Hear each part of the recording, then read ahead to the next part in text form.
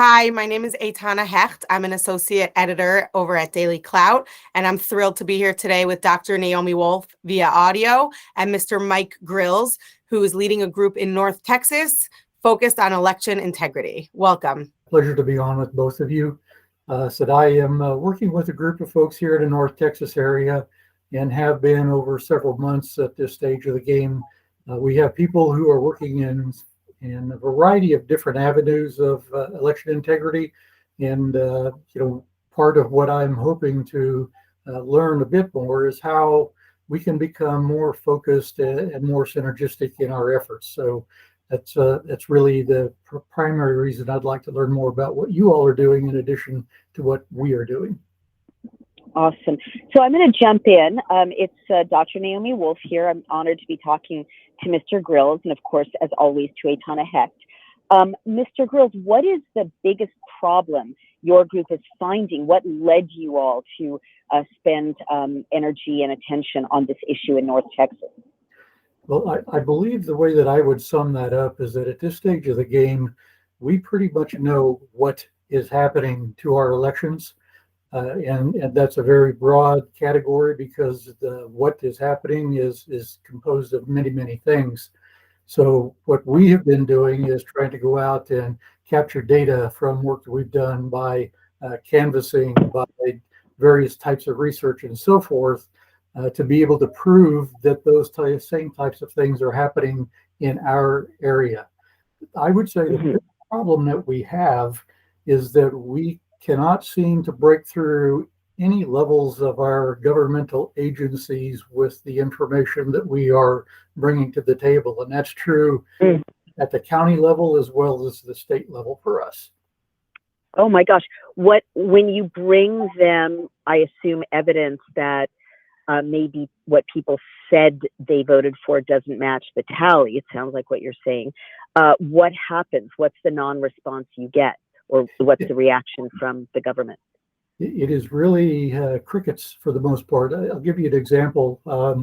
We have a group of folks who have been making presentations to our weekly county commissioners forum, which includes the county commissioners of our county as well as the county judge. I presented as an example one result of findings that we did. We had a group of folks that we did a tracing exercise on earlier this year, in which we had 300 people who were selected from registered voters in our county. And the reason they were selected was because multiple surnames showed up at the addresses that these registered voters were at. So we went through using a series of websites and so forth, very laborious work. But when we were done, out of those 300 people, we found 74 of them that we could prove were deceased. Oh my goodness. Some of them more than 10 or 15 years. We believe there's another 10 to 12 that were also deceased because we just could not find them anywhere. And in summary, out of 300 people, again, chosen based on the criteria of multiple surnames, we found only 62% of them were truly eligible to vote legally. And I made that presentation to the commission. And when at the end of that meeting, the county judge did come up to me, and he asked me if I could provide him more details on the how those people were selected and so forth. I did that via email, and after multiple follow-ups, just never heard any response from him. Wow, that is shocking. So basically, what you found is bloated voter rolls in which deceased people were listed as active voters. Am I understanding that correctly? It does seem to indicate that when a person does pass, that either for some reason they are not removed from the voter rolls, or somehow somebody is bringing them back. And so without kind of going into speculation, how do you think that's affecting the integrity of the vote? Are those people counted as voting? In which case, how are those votes introduced? Or what's the risk of that? I guess, if they're on the rolls but not voting because they're dead, I can see that it's not great hygiene bureaucratically, but it doesn't harm the outcome. what's the danger of dead people being on the voter rolls in North Texas? Right, and we had no proof that we did not take it into the aspect of whether or not they had or had not voted in any recent elections. But obviously, knowing what I know from the research that we've done and from what we know is going on across the country, those voter registrations provide a nefarious actor, a great opportunity to be able to cast votes on their behalf. Right. And right. they'll never be the wiser. I understand. So basically, a group of citizens in North Texas felt that there was something wrong with the outcome of the elections, and then you checked the rolls in the following way, and you found that. What led your group initially to think that there was something wrong? I would say just the general knowledge that we all have of what we've heard going on around the country. After the 2020 election, a lot of evidence came forth, which obviously was summarily, I don't know, you name it, it was done, but in essence, it was not heard. So that was right. the way we knew. We were working with a group out of Florida who have a pretty good leg up on a lot of this information. They have a head start on the things that we have been trying to do. Thus, we've been working with them. They helped us to be able to select those 300 people as an example from our local area. Gotcha. And so how are votes counted or how are votes cast in North Texas or in the communities where your group is active? Are they digital? Do they take mail-in ballots? What's the process? I know this varies so much state by state and even county by county. Yes, for the most part, they are digital in that, you receive a paper ballot, which you insert into a voting machine. You make your choices. It then prints out your ballot with your choices and a barcode, which then gets fed into a tabulator. So that is true with the exception of a very few counties. Actually, the county immediately west of us has actually been able to pass going back to paper ballots, which is a thing that we've been trying to push on as well. Excellent. I understand. Well, let me ask you this. I don't mean to kind of get in the weeds, but you may know by now what my concern is with these electronic machines. Is the code public or is it proprietary? I don't know if you've asked that question. Do the voting machines make their code available so that people can check that the algorithm is behaving as it should? The code is proprietary. We use ES&S machines here in Texas for the most part. And an interesting question, I was not able to attend this because I was out of town at the time, but each county is supposed to have an L&A audit of the machines prior to election logic and accuracy, whereby they have a number of ballots that have been put together that they are supposed to run through the machines to prove that what they ran into the machine is exactly what was tabulated from that machine. So in our county, that is also supposed to be made public knowledge as to when that's going to happen. Well, they did. And as I said, I was out of town, so I'm getting this information came from the folks that I'm working with who did attend. Is that in our county we have around 300 machines that are used across our county, and I was wondering how in the world we would be able to test all of those because they are supposed to be open to the public, and they are. But when our people showed up, the only machines that were tested were like 2 or 3. And one of our folks asked us, like, hey, aren't we supposed to be testing all of these machines? And the response from the election commissioner of our county was that they had already been tested. And it's like, oh my gosh. Okay, so nobody was invited, nobody knew about it, and we have no idea. Oh my gosh. So that's my goodness. A red flag. Oh, that is absolutely a red flag. And let me ask you this, is mail-in voting allowed, or do people have to show up and vote in person? Texas does It is. have mail-in voting, and we do on our in-person voting. We do require photo ID as well. Right, right. And where are the mail-in ballots counted or tabulated? Are they counted publicly in front of observers, fed into the machine publicly in front of observers? Can people check the vote count of the mail-in ballots, or are they counted somewhere central, far away from the eyes of the observing public? They are counted at our central counting location, which is where all of the ballots go as well. So there are there is the ability for people to observe and watch that, as well as they actually do have live cameras that are on in each rooms within that site that are 7x24 operational. So you can at least watch and observe from obviously a great distance the activities that are going on. Right. So you can't actually see Correct. if the people counting the vote are counting it correctly. And are there observers closer? I mean, it used to be, at least in Florida in 2000, as I recall, there was a Republican and a Democrat standing like 2 feet away from every person who was counting the vote. Is that also something like that also happening at the central counting place? Because respectfully to me, it sounds like theater, to have live streaming of people counting something that no one can verify. Right. Yes, and they are allowed to be on site, and we did have people on site in our county. Okay, gotcha.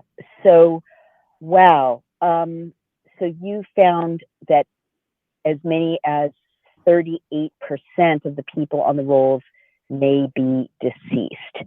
Well, and based on the specific slice of people from our county, but obviously it's indicative if 3 out of 300 people meeting that criteria, it's easy for one to extrapolate that that's obviously a pretty big scenario. Right. Well, I mean, you've got a decent sized sample. I don't think anyone can disregard what you found. I mean, has any local media paid attention to this really big story that you've uncovered? That's one of the things we've had difficulty doing. And there is a group by the name of CCDF. I don't know if you've heard of them. Mm-mm. It is it's actually called County Citizens Defending Freedom. And it was initially organized in Florida again, and I cannot remember, and I wasn't able to find the gentleman's name who started this organization in Florida, but he is important enough that when I saw a meeting, I attended a meeting that he led when they were talking to us for the first time about it. He did actually meet with President Trump a week before he came to talk to us, so he obviously is not just a standard Joe Blow. But I'll try to summarize what they're trying to do in Florida. They've made a lot of progress against this because they have a number of paid positions that they have within their county, and they are attempting to bring more organization because one of the things that we are so sorely behind on is that we are totally unorganized for the most part. Right. Where they are super organized, we don't have money and they have tons of it. But what this group is trying to do is to close that gap little by little. And they are now trying to set up satellite organizations. They have identified what they consider the 100 worst counties in the United States for voter fraud. Just so happens the 4-county quadrant that I live in right here, all 4 of the counties fall into. So they have started a chapter here, and there are some people who are now in paid positions to staff that. Part of what they were trying to bring to the table is the ability to generate publicity as well. Right, gotcha. Well, I mean, we can help you with that. We can talk about that at another time, because we definitely want to promote what you're doing, and that's what we're set up to do at DailyClout. And also, just to jump in, you mentioned wanting to know about what we're doing. So DailyClout has launched a clean voting campaign in which we're going to create a draft bill. We've already got some model bills sent to us by organizations in this space, and we're going to create one good omnibus bill paper ballots, same-day voting, voter ID, public counting, paper trail, and immediate audit if there's a question. And we're just going to pass that in 50 states and federally. And we've got a track record of doing that with other kinds of legislation. So that's what we've launched, and it's a big undertaking. But of course, we want to shine a light on what you're doing. We want to, showcase what you're doing, and we want to break the story, or, tell the story of what you've found. So now I'm going to hand the rest of the interview over to Etana. Mr. Grilz, thank you so much. I'm handing you over to my very competent colleague, the wonderful investigative journalist, Etana Hecht from Israel, and over to you both to keep going. Thank you so much. Dr. Wolf, thank you. So that is very, first of all, I'd like to express my gratitude and appreciation for people like you who have seriously, clearly dedicated many, many, many hours to the saving of our republic. So I really appreciate that. And yeah, let's just keep going and keep telling me what you've been up to and what your organization's goals are in the short term and the long term, and how we can collaborate. Okay. One of the key things I wanted to make sure that I got out while we were speaking is that when I mentioned the lack of organization, I know for a fact that we have within our own county many different people who are working on different facets of election integrity, whether that be, working on getting rid of the machines, as Dr. Wolf was just talking, one day vote. I think the other thing that has to be thrown into that list is voter roll integrity, because I do believe that is a big, big part of today's fraud that we see. But in a lot of cases, what I have been trying to do is to find all of these people in our own county, so that we can start to, bring a consolidation.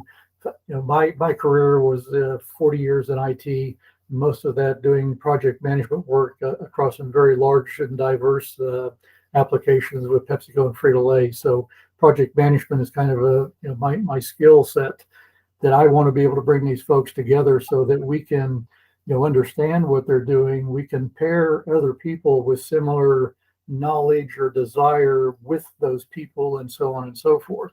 Well, that's true at the county level. It's also true at the state level. There are many groups working within the state of Texas, all of whom are working on many of the same aspects. And then again, it happens at the national level. I mean, you've got Cleta Mitchell out there, you've got Mike Lindell out there. It seems to me that we have to find a way to congeal our people so that we can multiply our results. And to me, that is, I think, one of the biggest obstacles that we will face, because there are so many people doing these things, and because different states have different regulations. Right. But that's a key ingredient that I'm hoping that what Dr. Wolf and you all are working on here does do, is find ways to bring those people in who have knowledge of detailed things that are happening, that we can hopefully bring into that whole equation. Yeah, well, if there's anything we've learned recently, it's that people working together, all bringing little bits of information that they have from their corner, can actually affect serious change. So that's amazing what you're doing. Have you seen support from your local community, your family, your friends? What's that been like? With my family, it depends on which members you're speaking of. Okay, we don't have to get into the details of that. But like I said, I think most people around here are pretty oblivious to what's going on, and that's a big part of the problem. And obviously, the mainstream media has done a fantastic job of keeping that to be true. But again, as I mentioned, with our own county commissioners and judge, it was like, speaking to the wall for the most part. That, okay, I've made multiple presentations, but across our group of volunteers, we've probably made 40 presentations over the last 6 months, and we've accomplished pretty much diddly squat, for lack of a better technical term. And to give you another example of that, I spoke with one of the folks who's in our group. Now, she's working on things more at the state level and going after the voter roles. She actually went to Austin, Texas, and spent 3 days there speaking with legislators within Texas, one of whom was Ken Paxton. And she told me that she said every one of these people told her that they know what's happening, yet they are not doing anything about it. And when you hear that, it's obviously highly discouraging and troubling. And it's a huge obstacle that we will have to overcome. Of course. So where do you see the action necessary to make that jump from all of the work you've put in, to take it to the next level and see some action, some change? What are those missing links, I guess? I would think if we were to look at the state of Texas as the example, it would be, gathering information from various counties within the state that all supports a cause, whether it be voter rolls or whether it be paper ballots, things of that nature. And then, having some type of publicity would be wonderful that this is being brought to the state legislatures of Texas, and then follow through. It's like, okay, we've met with them, and what came out of that? That's totally missing in the equation today.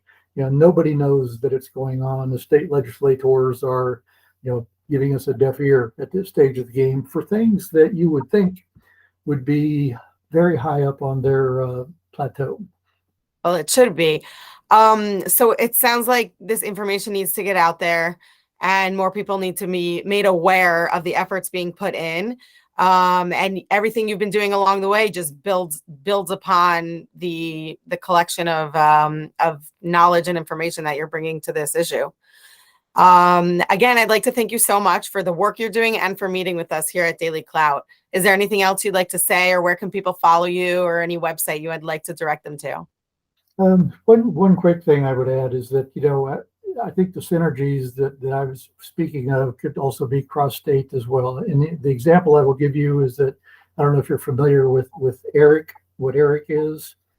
There were 31 states. There are now 29 states who have a contractual relationship with ERIC, which supposedly cleanses the voter roll data. The states are contractually required to pass their voter roll data and DMV data to the ERIC organization every 60 days. And ERIC is a black box of people, which was started by Soros years ago. So they do whatever they do, and then they pass the information back to the states.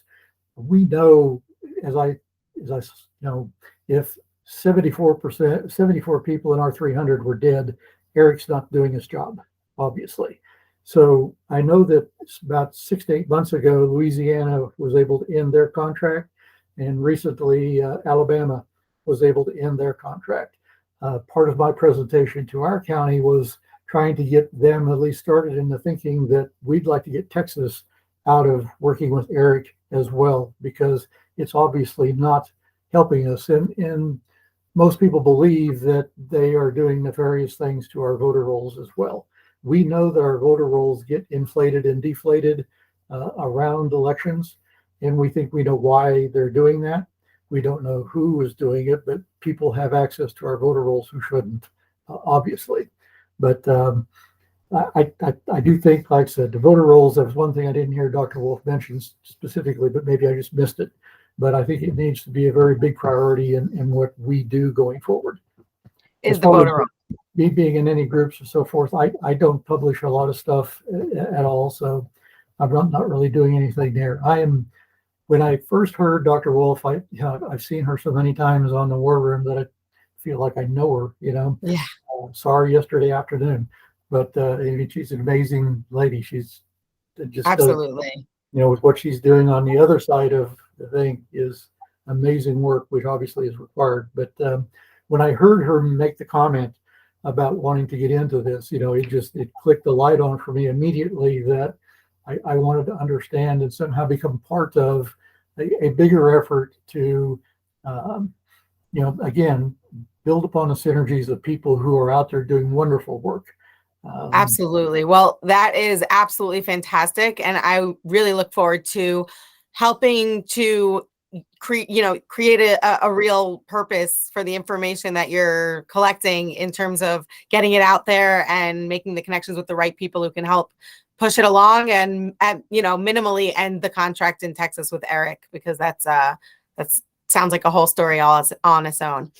I'd like to thank you again for being here. We really, really appreciate it. And we, of course, appreciate all the efforts that you're doing. And it's inspiring to hear that you were inspired to get up and just do things based on Dr. Wolf and, of course, Mr. Bannon. Yep. I appreciate it much. Like I said, those are the people who are really out there making things happen. So absolutely. Well, thank you again, and enjoy your day. All righty. Thank you. Good to meet you. You too. All righty. Hey everyone, it's Naomi Wolf of DailyClout, and I am asking you to please, if you like the video you just saw, support us, become a member, donate. You can send checks to P.O. Box 24, Millerton, New York, 12546, or go to DailyClout, DailyClout, become a member or donate. Thank you so much for your support.